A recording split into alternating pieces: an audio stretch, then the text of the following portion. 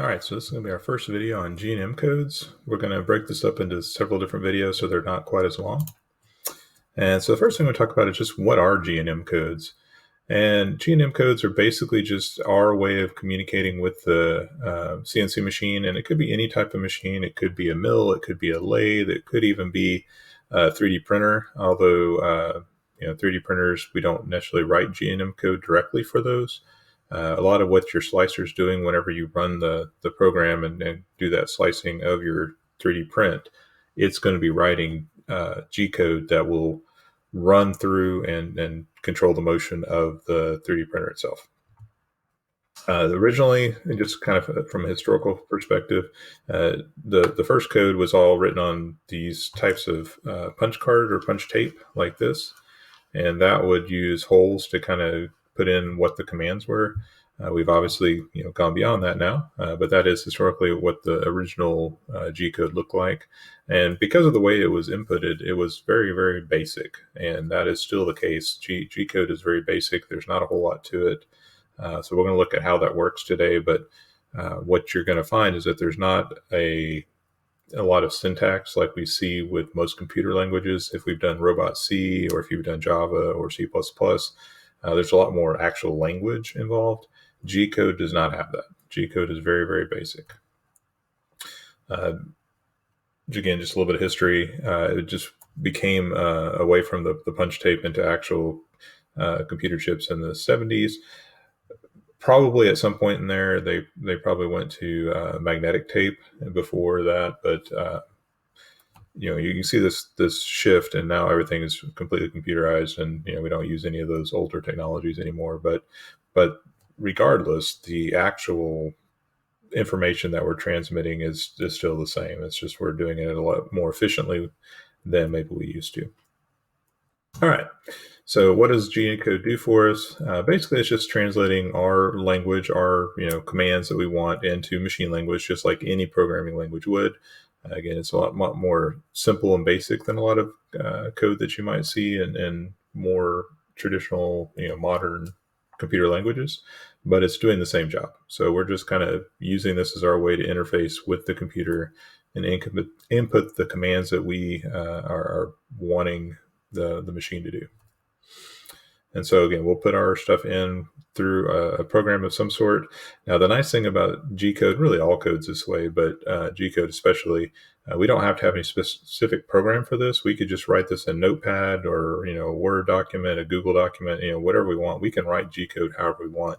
But what we do have to do is we do have to input that into our control program. So for what we were doing in Sim, we'd be using CNC Motion to do our actual coding, and that has a simulator so you could test and see how things were working. Unfortunately, you don't have that access to that at home, so you're not going to be able to try that out. But that is what we'd be using. But eventually we take that to whatever the actual control program for that particular machine is, and we'll input that G code in directly there. You can see over here they have this little computerized terminal. That is where you would input your G code, and then you can control all the settings and the code and stuff from here. Most programs will let you do some changes to code actually on that terminal, but you don't really want to rely on that. You'd rather do it separately and then come in here to actually run it. All right, so example of what G code would look like. Here is a block of G code, and so there's not a whole lot to it. There's obviously no words. Everything is coded with a letter and a number. And so we're going to look at what all these different things do. But this right here is showing all the different parts that you might run into. So we'll have our block sequence, and that's just kind of like a line number saying, like this is line 1. And you're going to continually sequence that down. So the next line will be in 2 and 3.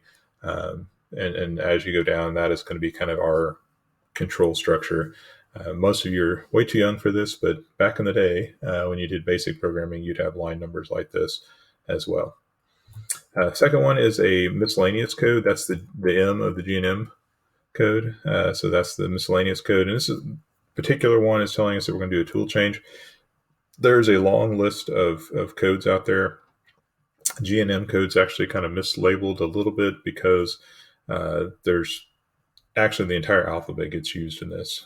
Some of the ones that are available we won't ever use, but if you start looking through the G&M code, they actually will use the entire alphabet at some point. So it's not G and M are the only two things you can use. They all get used, but G and M are the most common. You have general code and miscellaneous code. So again, this one's a tool change. And then this is going to be the tool number. One of the things that you have to do is you need to kind of set up a tool library and let your machine know what tool is which. And we'll talk about that more later, but that is an important part. And then over here in the green, anything after the semicolon is just a comment. So when we do comments with like Robot C, you'd use the double backslash to indicate that this is a comment. Here we use the semicolon. Anything after that is a comment for that line. All right. So here's another example of programming. Again, here's our line number. You notice the difference between this one and what we saw in the last one. This one on the previous slide has N1. This one has N02. Either way, it's fine. Just preference. Some people like to have the 02 so that you kind of keep your blocks more evenly spaced, but it really doesn't matter if you do N1 or N01. It'll come out the same. But there's our line number. Again, this is our miscellaneous code. This particular one is telling us to turn spindle on. So that's going to be how we turn on the spindle to get our tool bit spinning. And then this is going to be our spindle speed. So the S is the command for spindle speed. And then the number that follows that will be what the speed that we're setting in RPM. And so that would be another example of a sample program block. All right, here's the third one. This one's got a little bit more going on. So we're going to kind of walk through. Again, we're not going to worry about all the codes yet. We'll look at those in a later video, but just want to get the feel for what the commands look like. So here you have your line number. We have a general code. This is a prep code is what they like to call these. This is saying we're going to use absolute coordinate system. We'll talk about the difference between absolute and relative coordinate systems later, but this is setting our coordinate system. This is one of the first things you have to do on every code is you need to tell it what system you're using so it knows, am I doing absolute coordinates or am I doing relative coordinates? Generally speaking, we're going to probably start with absolute coordinates for everything, and then we may switch to relative later depending on what kind of coding we're doing. And then this is telling us what kind of motion we're going to get. Their terminology down here is a little confusing, but it just means straight line interpolation.